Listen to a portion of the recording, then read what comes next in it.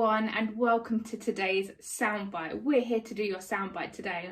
My name's Jen. This is my co-host Axel. No, I'm kidding. But he's here because he's having one of those days where he doesn't want to be put down, which is so fitting to what I wanted to talk about.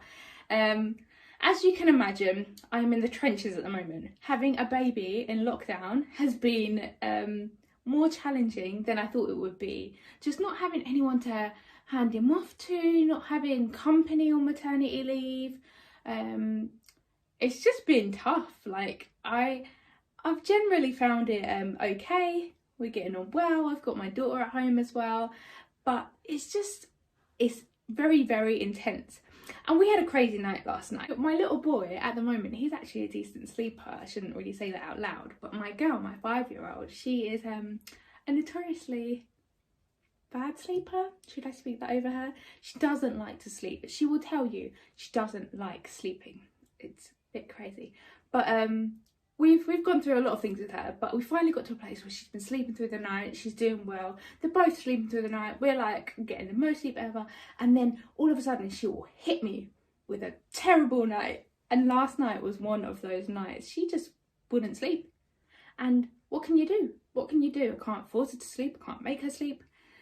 Just had to try and sleep and trust that she was okay. She was pottering around in her room in the morning when she did wake up, because obviously she did fall asleep eventually. And when she woke up late, she was like, "Mummy, I did so many drawings." I'm like, "Ah, well done, sweetheart. They're beautiful." I'm like, "Why are you drawing at 4 in the morning? Who are you?"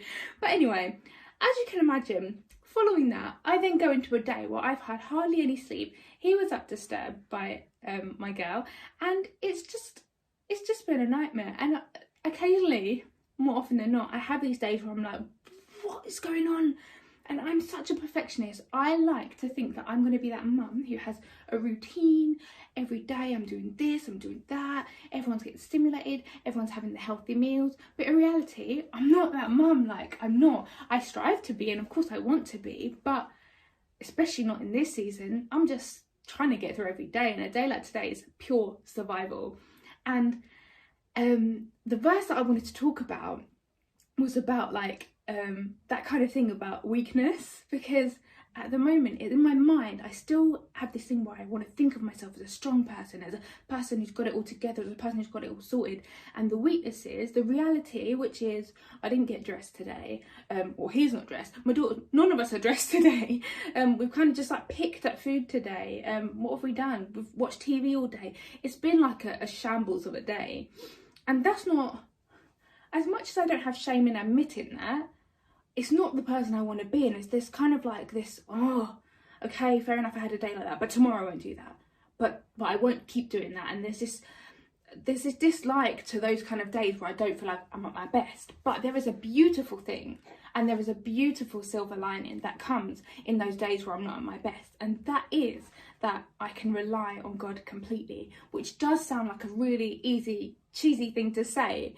But the truth is, I have nothing to give, like on days like this. I have absolutely nothing to give. And when I look at my weaknesses, which is I'm tired, I'm hungry, and I want someone to take the baby, and I want someone to take my daughter, and I just want a bit of a break, I'm like, I'm not on my best on those days. But then God comes and the Holy Spirit comes and just kind of brings it all a bit to life. And on the days where I normally would just try and survive, there are these glimmers of joy and of being able to laugh at it and being able to see hope and know that it won't always be like this, and knowing that I have a friend and I have a comfort and there is a hope. So there is a verse in 2 Corinthians 12 verse 9 which says, "My grace is enough for you." So that means whatever you need, he's got it covered.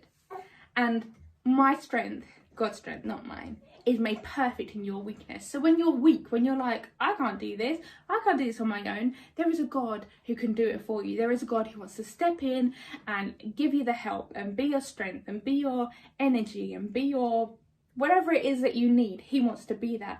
So there is a silver lining in staying up all night, and there is a silver lining in having a baby in lockdown and just having no help, and whatever it is that you might be like, this is my weakness, look at my weakness, I'm a mess. There is a silver lining, and that's that God is going to show up beautifully and powerfully and flip your situation. And that's what I hope for you, that's what I pray for you. So that's it from us. My husband's going to be home soon. Woohoo! Bye!